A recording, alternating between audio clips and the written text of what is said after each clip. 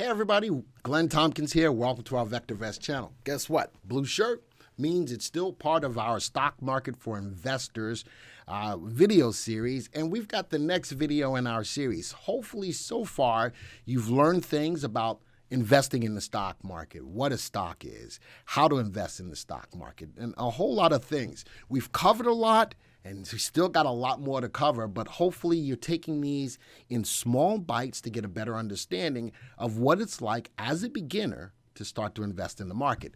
Today's video, it's not going to just be looking at my face and just hearing me talk.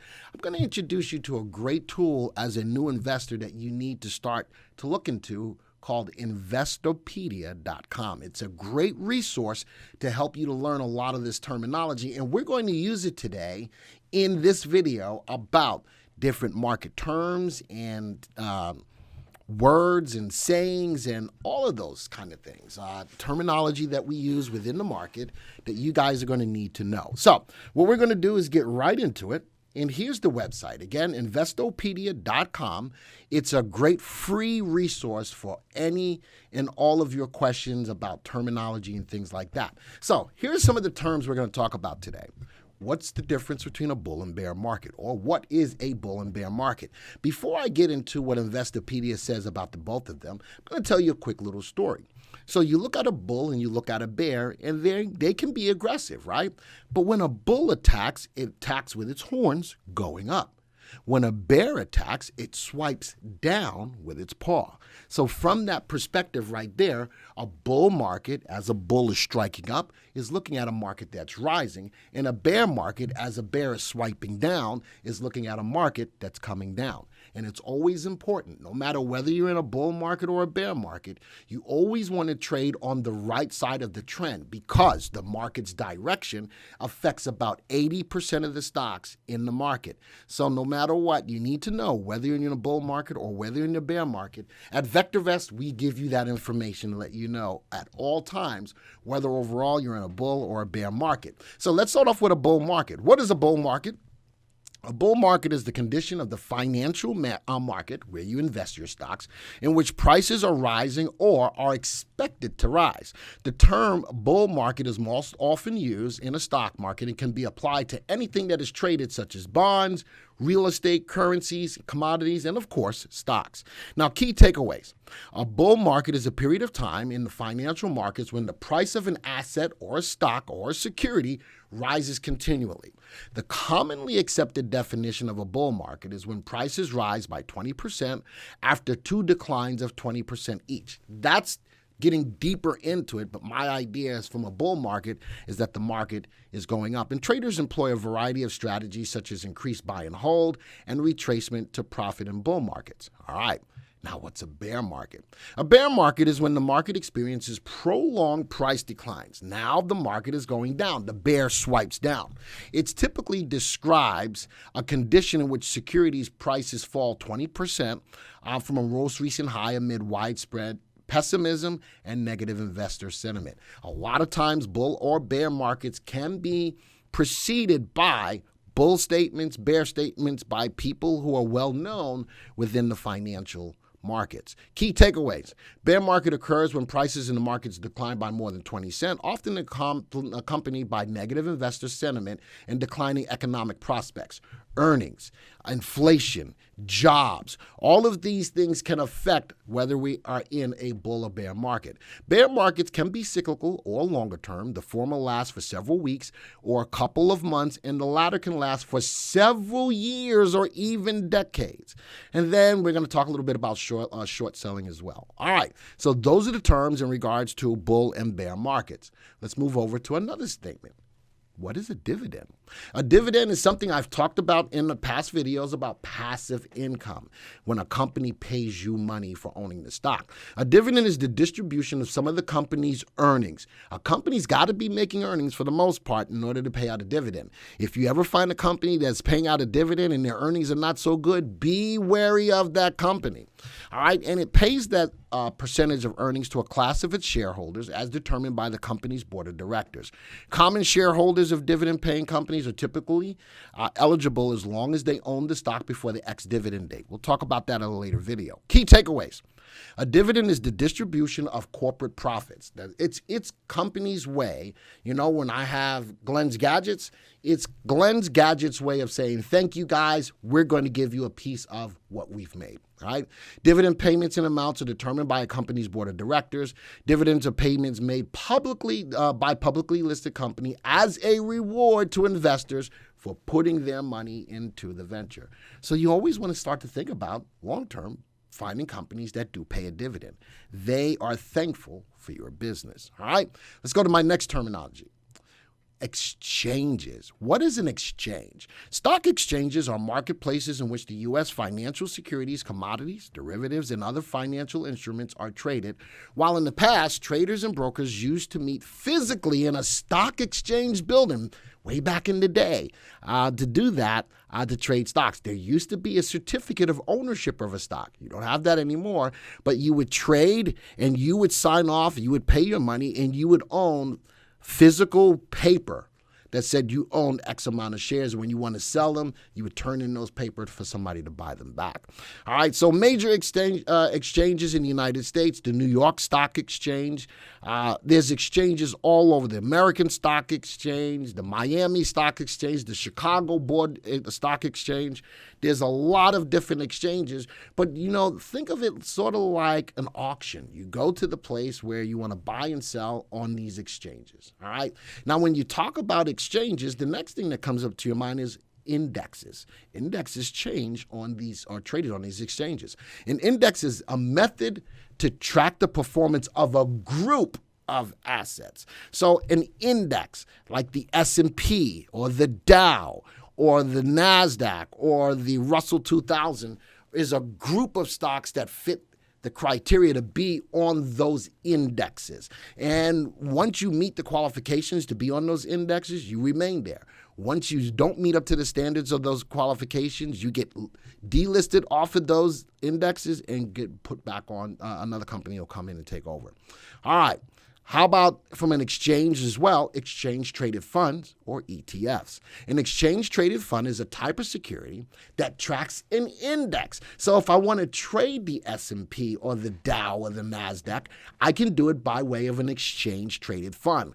I can trade that index just like I would trade a stock. So if the market is great and the S&P is up, I can play the S&P 500 index without having to play a whole bunch of stocks within the S&P 500. Exchange-traded funds are an awesome way to diversify your money and only play one ticker symbol. It lessens your risk potential at that point. All right, another thing. We've talked about this a couple of times. Initial public offering, IPO. An initial public offering refers to the process of offering shares of a private corporation. VectorVest is a private corporation. We're not publicly traded, but if we were, we would have to go through the process of an initial public offering where other people can buy into the company. Key takeaways: an initial public offering refers to the process of offering shares of a private corporation to the public. Companies must meet requirements set by exchanges and securities, the SEC, to hold an IPO, and those are other things that are involved in it. But just a basic understanding of what an IPO is. Now, let's talk about the difference between having a position long and short. When speaking of stocks and options, analysts and market makers often refer to an investor having long positions or short positions. While a long and short financial matters can refer to several things, in this context, rather than a reference to length and long positions or short positions are referred to what an investor owns and stocks an investor needs to own. With stocks, a long position means an investor has bought and owns shares of a stock. All right? I bought them long. On the flip side of the same equation, an investor with a short position owes that stock to another person but has not actually bought them yet. And this is difficult for a lot of people to wrap their heads around in regards to short positions. When I go out to sell a stock short, I am borrowing the shares from my broker. My broker provides them to me, and for the purposes of me thinking that the stock is going to go down in value, as it goes, I can then buy them back at a lower price and make the difference between what I sold them at and what I bought them back at. All right, so if I sell something short, I don't want to own it, but I don't own it. All right, it's on paper. But if it goes against me, I owe that broker that money, plus someone's going to buy it from me, and I've got to cover all the way up to the price that it's currently at, and I take a loss on it. All right, so that's the difference between buying something long and selling something short. And a lot of people in that whole selling short, if you're really not understanding that, then don't. My suggestion to you would be to not sell anything short. You might want to think about the ETF side of it, where you can play a contra ETF, which does the shorting for you, and you never have to. All right, so now another simple term. What is a stock ticker symbol? A stock symbol is a unique series of letters assigned to a security for trading purposes. Stocks listed on the NYSE or New York Stock Exchange can have 4 or fewer letters. NASDAQ-listed stocks can have up to 5 characters. Symbols are just a shorthand way of describing the company's stock, so there's no significant difference between those that have 3, 4, or 5 letters. It all just makes up Apple, AAPL. Well, you would think Apple should be APPL. But it's not. It's AAPL. And a lot of stocks are representative of what the company is, So you can look at MSFT, Microsoft. I can pretty much know that that's Microsoft, all right? So that's what a ticker symbol is. It denotes what that company is. Now let's talk about something else, market capitalization. What is market capitalization? Market capitalization refers to the total dollar market value of a company's outstanding shares of a stock. So here's an example. Let's just put this into practical application. A company with 10 million shares selling for $100 each would have a market cap of $1 billion. That's a nice market cap. And normally companies that have much bigger market caps are bigger companies because they've got a lot of shares out there at a higher price. Now, small cap stocks may still have a lot of shares out there, but their prices are such at a smaller level that the market capitalization is not as big as big market cap stocks. Apple happens to be one of the biggest market cap stocks out there. Tesla's out there as one of the biggest ones as well. But small cap stocks are stocks that most likely still could have a lot of shares out there, but trading at a lower price. And that's why people like to look at low cap stocks for the purposes of the potential to run higher. All right. So that's what market capitalization. It looks, it gives a certain market value for that company. And based upon that, you can make decisions of, is that company worth it for me to take a look at? All right, another one. How about this? Volume. We talk about volume, but what does it mean? For me, volume is liquidity. Volume shows me that people are interested in the stock. In my scenario, I always talk about volume is conviction. If you see a stock's price going up and volume is following it, that means people are behind it, people are pushing it higher, and that gives you a better understanding that if there's that much love behind the stock, that it might be something you want to get into. And there's the other side of that. When the stock's price is going up, but the volume is not there, be wary of that. So volume is conviction. Volume is the number of shares of a security traded during a given period of time, whether it's minutes, hours, days, weeks, months, or years, okay? Generally, securities with more daily volume are more liquid. I used that word a moment ago. Liquidity is very important in being able to get in and out of a stock. You can be in a stock that's rocking, but if the liquidity is there, you will be stuck holding that stock because nobody's out there to buy it. In order to sell the stock, you've got to have a buyer. So volume is very important when looking at buying a stock or whether, no matter what time period you're looking at, you want to see rising volume. And the last terminology we're going to talk about today is earnings per share. What is earnings per share, or EPS? Earnings per share is calculated as a company's profit divided by the outstanding shares of common stock. The resulting number serves as an indicator of a company's profitability. Remember, Glenn's Gadgets got to make money in order for people to invest in the stock. All right, that's important. They've got to make money. And one of the ways that they help people out or congratulate people or reward people when they make the earnings is to pay out that dividend. All comes back full circle. All right, so earnings per share on a company, you want to also see it rising. Folks, this was all about helping you to get a better understanding on a lot of the terms that you'll come across. And another way as well is to introduce you to a new tool that you guys should have in your tool belt, Investopedia.com. use it. I wanted to not just look at my face today and just talk. I wanted to get into the computer and show you a lot of the terminology that's out there, how easily it's set out there for you to understand. And that's that. So this, folks, this video is over. Until the next time, see ya. Hey everybody, Glenn Tompkins here from our YouTube channel, and today I've got such a really good deal for you.